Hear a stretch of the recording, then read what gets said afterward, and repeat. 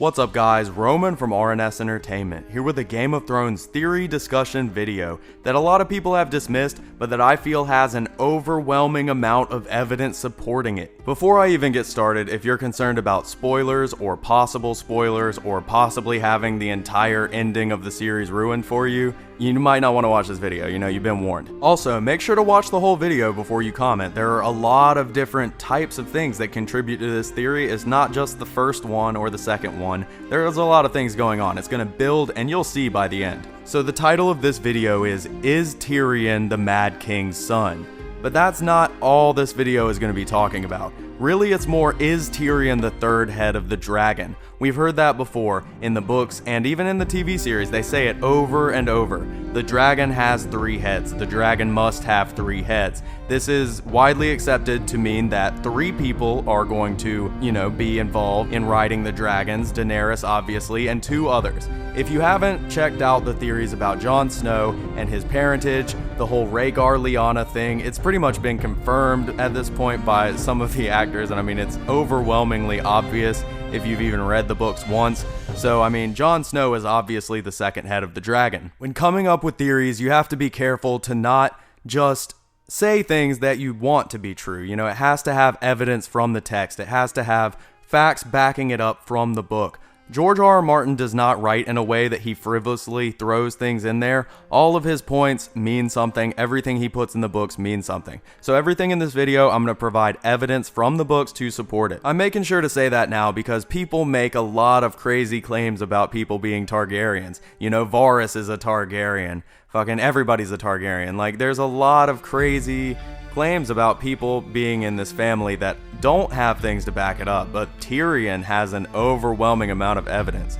First off, I want to talk about the Mad King himself, Aerys Targaryen. Viewers of the show know that Aerys was the Mad King. He was a psychopath, he burned people alive, all of these things, and we've gotten little clues in the show as to his backstory, but book readers will know that Aerys Targaryen has a long, complicated history with Tywin Lannister. When Aerys was still a teenager, he married his sister Rhaella, under the Targaryen tradition of keeping the line pure. Aerys and Rhaella did not really like each other though. They had no fondness for each other, they didn't want to get married, and their marriage was notably unhappy. Also, while he was young, Aerys became close friends with the heir to Casterly Rock, Tywin Lannister, who was serving as a page at the royal court at the time. They also became close friends with Steffon Baratheon, Aerys' cousin, and became an inseparable group of friends. Eventually, the Targaryen king at the time, King Aegon V, lit fire to the town of Summerhall, trying to bring dragons back into the realm. This was known as the Tragedy of Summerhall, and it was amidst these flames that Rhaella, Aerys' wife, gave birth to their first son, Prince Rhaegar Targaryen. Aegon V, his eldest son, and many others were killed in this disaster, and Aerys' father, Jaehaerys, became the new king. It became rumored that during the night of Jaehaerys' coronation, Aerys took the virginity of Joanna Lannister, the mother of Tyrion Lannister. Wait, what? Now, see, this is not when Tyrion was born, obviously. This was when they were a lot younger. But the thing is, Aerys was a horn dog all throughout his life. He was obsessed with, women. He was very sexual. He would get with a woman very quickly and then drop her and move on to the next one. During the early years of Aerys' reign as king, he appoints Tywin Lannister as his Hand of the King. In this time, Aerys was actually really similar to Robert Baratheon as we saw him in the show. He loved music and parties and women especially. He loved young, beautiful women. He would fill the court with fair maidens from across the kingdoms. He had so many mistresses that people compared him to some of the legendary horn dogs in their history. The Seven Kingdoms was doing very well during Aerys' time as king, but not due to Aerys himself. It was actually all due to his Hand of the King, Tywin Lannister, who's described as being everything Aerys wasn't. Tywin was brilliant, he was frugal, he was competent, he even paid back the Iron Bank, the money that Aerys had squandered, making an enemy of them, saving the entire kingdom. This actually plays into events we've seen recently, with the Iron Bank revealing to Stannis that the only reason that they've been backing the crown for this long is because they had faith in Tywin Lannister. Tywin was so good at running the kingdom that pretty much everybody at that point had realized it, that Tywin was running the kingdom and that Aerys was just a figurehead. So Aerys becomes spiteful and jealous and hateful of Tywin after this, doing everything he can to not listen to Tywin, purposefully going against every bit of advice Tywin gives him, driving the kingdom into ruin, making a bunch of shitty decisions just to spite his friend, just to do the complete opposite. Anything Aerys could do to upset Tywin or to hurt Tywin or anything like that, he would do. Aerys continued to have a lot of mistresses during this time, most of whom were his wife Rhaella's ladies. For a long time, especially before and after Joanna married Tywin, she was one of Rhaella's ladies and also one of her good personal friends. This is important information because Rhaella often sent the ladies that worked for her that Aerys, her husband, kept fucking away. She would send them out of town, right? She would send them out of wherever they were away from Aerys. She did not like that Aerys kept turning her ladies into whores. Joanna was her best friend, and she also sent Joanna away from the kingdom. Aerys' infatuation with Joanna was well known. He had developed a crush on her when they were teenagers. When Tywin got married to Joanna, Aerys got shit-faced during the feast and quote-unquote took certain liberties which Tywin never forgot. Now, what does that mean? Maybe he groped her, maybe he saw her naked for a long time, I don't know. Who knows what liberties he took, but they stuck with Tywin forever. Along with the rumors of Aerys and Joanna already hooking up, and I mean other things like this, we know that Aerys was infatuated with Joanna. And take that along with his jealousy and spitefulness and hate of his friend Tywin, and we've already got a little bit of evidence that maybe Tyrion could be related to the Mad King, but we would have to have a moment where that could happen, a moment of conception. Speaking of a moment of conception, when Jaime and Cersei were about 6 years old, Joanna attended the anniversary tournament in King's Landing. This tournament was to celebrate King Aerys' 10th year on the throne. King Aerys made a comment to Joanna asking if having kids had ruined her breasts, and Tywin was really offended and tried to resign, but King Aerys refused his resignation, forcing him to keep working for him. Within a year of this time, within the next year, Tyrion is born. Aerys continued down his jealous and spiteful path, mocking Tywin at every turn, making jokes and japes and jests about him in court, and all of the people that wanted to attain power in the kingdom started noticing that the best way for them to get on the king's good side was to make fun of Tywin, was to make jokes about him, was to make light of him, because Tywin was a serious guy. You know Tywin, you've seen Tywin. He has a stick up his ass at all times, and this was really because Joanna died. Joanna was the one thing that ever gave Tywin real happiness. They had the type of marriage that Aerys and Rhaella did not have. It was the polar opposite. Again, this is very, very thematic. These are very big things. Because what did Tywin hate the most about Tyrion? What was his biggest fucking thing that he disliked about Tyrion? It was not that Tyrion was a dwarf. That was part of it, but it was that Tyrion was a jokester. Tyrion laughed, Tyrion smiled, Tyrion made light of his father, made jokes about his father as a defense mechanism. I mean, Tyrion is essentially Aerys Targaryen's last and biggest joke on Tywin Lannister. And a lot of people will say, well, if Tywin knew or even suspected that Tyrion was Aerys' kid, he would kill him right away. And no, he would not. I'm going to explain several reasons why. One, Tywin had no way to prove it. There is no fucking thing other than suspicion and happenstance that he could use to prove that Tyrion is not his son. Tywin is obsessed with not how people think of him, but how he reflects on his family, what he does. You know, he did what he believed to be the honorable thing. He was ruthless, but he never did anything shameful. We've seen him try to bury Cersei and Jaime's incest and all this shit, you know, because it's shameful to the family. Tywin would not kill a Lannister.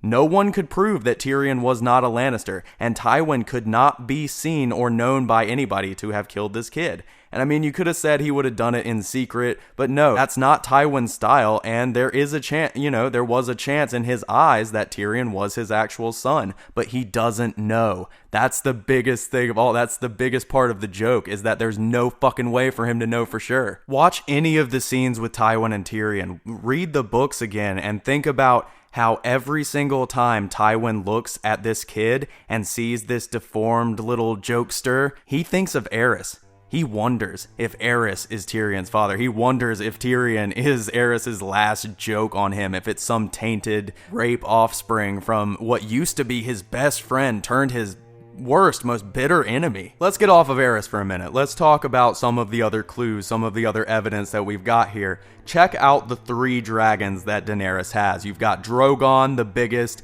the black and red dragon. You've got Rhaegal, the medium size, the green dragon. And you've got Viserion, the cream and gold colored, the smallest of the 3 dragons. Now you may be thinking, why the hell are you talking about what the dragons look like? Why are you talking about what their names are? Well, descriptive language is important in these books. George R.R. Martin goes to the last detail in his books. He talks about every last detail of the clothing and the pins and the jewelry, and these things all signify things for characters. They all represent something. I mean, every last detail of the little sigils and stuff on their clothing, it's incredible. So when you think about the dragons and when you hear these descriptions of the dragons, they're also important. Starting off, Drogon, the black and red dragon, the biggest dragon of them all, the alpha, named after Daenerys' dead husband, Khal Drogo. This is obviously Daenerys' dragon. It represents the core of the Targaryen dynasty. Black and red scales, black and red fire. He's the alpha dragon. She's the one that births the dragons, you know. She's obviously going to be riding Drogon. That is her dragon. Next up, Rhaegal, named after Rhaegar Targaryen, the father of Jon Snow.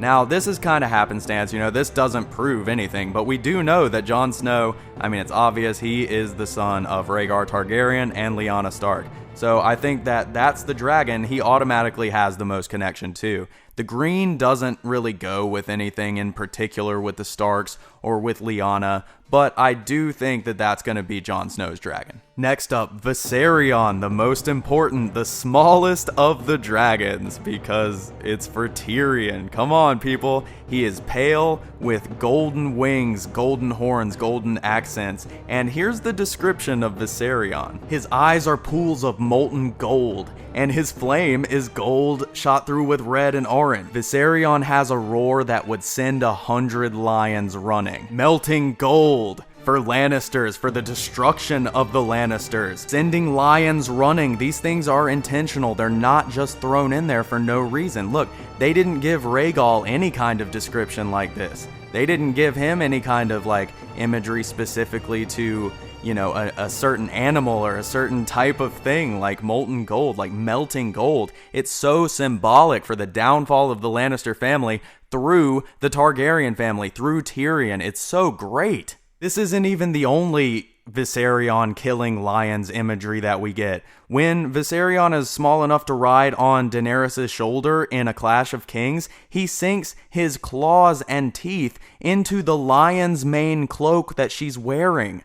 Literally just sinking his claws into a lion's skin, into a dead lion's skin. It is the ultimate symbolism. I don't know how anybody can not catch this. He looks above the battle, above what's going on, and sees Viserion flying around, sees Viserion and only Viserion. Even the name, he's named after Viserys, which if Tyrion is the Mad King's son, would be his biological half-brother. Drogon is named after the person who is closest to Daenerys. Rhaegal is named after the iconic missing father figure of Jon Snow, and Viserion is named after Viserys, whose only other connection besides Daenerys is Tyrion. That is, unless you want to count Aegon Targaryen, who, you know, is being passed off as Aegon Targaryen at least, but I don't think that that's actually Aegon. I think the Mummer's Dragon is just that.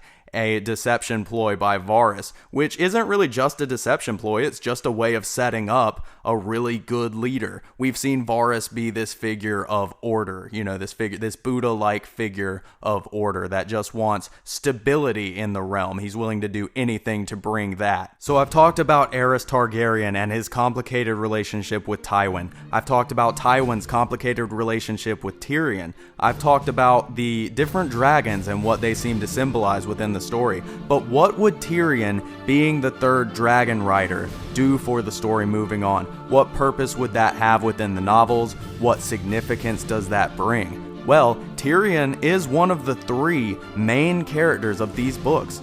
3 characters are given more attention than anyone else in the entire series. This is a book series with hundreds and thousands of well thought out, fully fleshed out characters, but Tyrion, Daenerys, and Jon Snow are the 3 that are given the most POV chapters, and Tyrion is George R.R. Martin's favorite character. Speaking of having tons of fully fleshed out characters and factions but only focusing on a few, think about how all of the events in this whole book series and their entire history really started.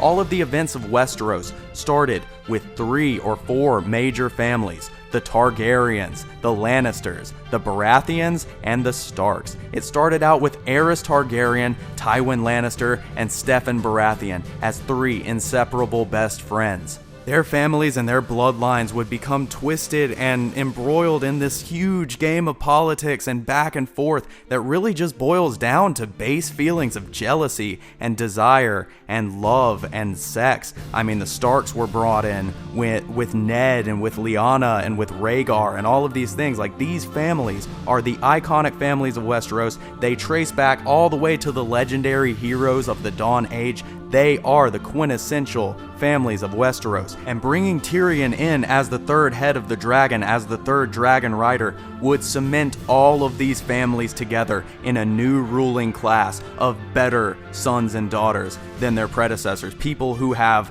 lived with the mistakes that their predecessors have made, who have been heavily affected by them, who have had their lives torn and thrown asunder. They've all been thrown out on their own and had to build themselves up and find new ways to survive and new ways to be, and they've learned a lot from that. I think that Tyrion, Daenerys, and Jon Snow are the logical choices for the 3 heads of the dragon. I think that they together are the only way that Westeros can have a truly peaceful society, which don't bank on a completely happy ending with George R.R. Martin. That's entirely not going to happen. But as far as the Dragon Riders are concerned, from a literary perspective, I don't see how it could go any other way. I want to leave you guys with the last words of Tywin Lannister, which belie a depth of history and complicated feelings that most people don't really attribute it to.